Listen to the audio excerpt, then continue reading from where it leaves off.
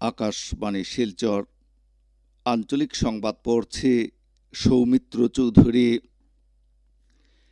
রাজ্যে চলতি বছরের 31শে অক্টোবরের মধ্যে প্রধানমন্ত্রী আবাস যোজনার অধীনে 28 লক্ষ গৃহ নির্মাণের কাজ শেষ হবে বলে রাজ্যের পঞ্চায়েত ও গ্রামোন্নয়ন মন্ত্রী রঞ্জিত কুমার দাস জানিয়েছেন। মন্ত্রী শ্রী দাস গতকাল শিবসাগর জেলা আয়ুক্তের কার্যালয় সভাকক্ষে এক পর্যালোচনা সভায় অংশগ্রহণ করে একথা বলেন।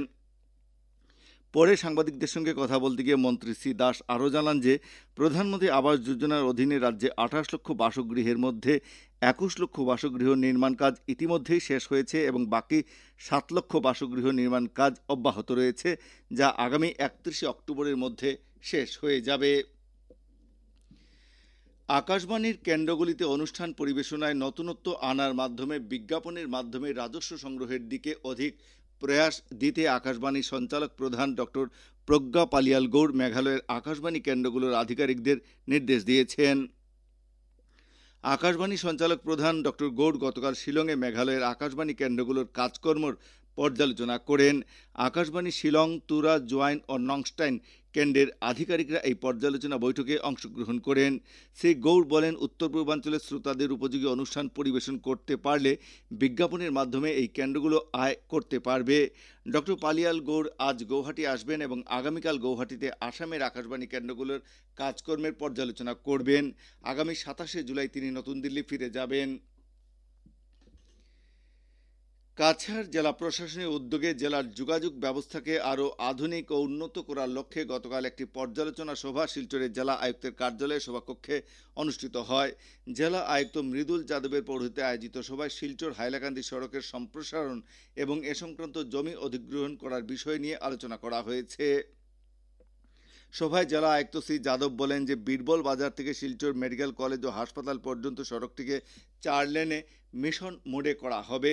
সভায় জেলা আয়ুক্ত জমি মালিকদের সাথে মানবিক ও স্বচ্ছ পদ্ধতিতে যোগাযোগ বজায় রাখা এবং রাজস্ব বিভাগ, লোকনির্মাণ বিভাগ ও বিদ্যুৎ বিভাগের মধ্যে সমন্বয় বজায় রাখার নির্দেশ দিয়েছেন। শিলচর শহরের প্রতিদিনের যানজট সমস্যার নিরসন, পৌর এলাকার বর্জ্য ব্যবস্থাপনার সমাধান, ফুটপাত দখলমুক্ত করা এবং পথচারীদের চলাচলের সমস্যা নিয়ে শিলচর পৌর নিগমের আয়ুক্ত সৃষ্টি সিংয়ের পৌরোহিত্যে গতকাল পৌর নিগমের সভাকক্ষে শহরের বাজার সমিতি ও পৌর আধিকারিকদের মধ্যে একটি পর্যালোচনা বৈঠক অনুষ্ঠিত হয়েছে। সভায় আগামী দিনে শিলচর পৌর নিগম এলাকার নাগরিক স্বাচ্ছন্দ্য বৃদ্ধির বিভিন্ন বিষয় নিয়ে আলোচনা করা হয়। আইনজীবী মমতাজ বেগম শ্রীভূমি জেলা মহিলা কংগ্রেসের সভানেত্রী পদে দায়িত্বভার গ্রহণ করেছেন। গতকাল জেলা কংগ্রেস সভাপতি তাপস পুরকায়স্থের পৌরোহিত্যে ইন্দিরা ভবনে আয়োজিত এক সভায় মমতাজ বেগমের হাতে এই দায়িত্বভার সমঝে দেওয়া হয়। সভায় প্রবীণ কংগ্রেস নেতা সতু রায় সহ দলীয় কর্মকর্তারা উপস্থিত ছিলেন। অসম ক্রিকেট অ্যাসোসিয়েশন পরিচালিত আরজি বড়ুয়া অনূর্ধ্ব 16 ক্রিকেট প্রতিযোগিতার দক্ষিণ অসম জোনের তৃতীয় ম্যাচের আজ দ্বিতীয় দিন ডিমা হাসাও জেলা দল প্রথমে ব্যাট করবে। গতকাল দিনের শেষে ডিমা হাসাও দল 2 উইকেট হারিয়ে 69 রান সংগ্রহ করে। বিপক্ষের শ্রীভূমি জেলা দল 4 উইকেট হারিয়ে 203 রান সংগ্রহ করে প্রথম ইনিংসের শেষ ঘোষণা করে। জেলা ক্রীড়া সংস্থার মাঠে আয়োজিত প্রতিযোগিতার গতকালের প্রথম দিনের শেষে ডিমা হাসাও দল এখনও 87 রানে পিছিয়ে রয়েছে।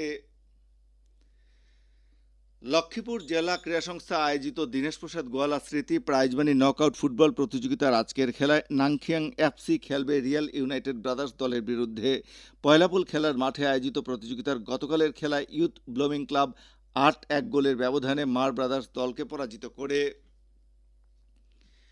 আকাশবাণী শিলচর কেন্দ্রের আঞ্চলিক সংবাদ আমাদের ইউটিউব চ্যানেল এআইআর নিউজ শিলচরের মাধ্যমে শোনা যাচ্ছে। এছাড়া আমাদের Facebook page all India radio news Silchar এবং এক্স হ্যান্ডেল @AIR নিউজ শিলচরের মাধ্যমে এই সংবাদ শোনা যাচ্ছে। আঞ্চলিক সংবাদ এখনকার মতো শেষ হলো। পরবর্তী আঞ্চলিক সংবাদ রাত 7:45 মিনিটে।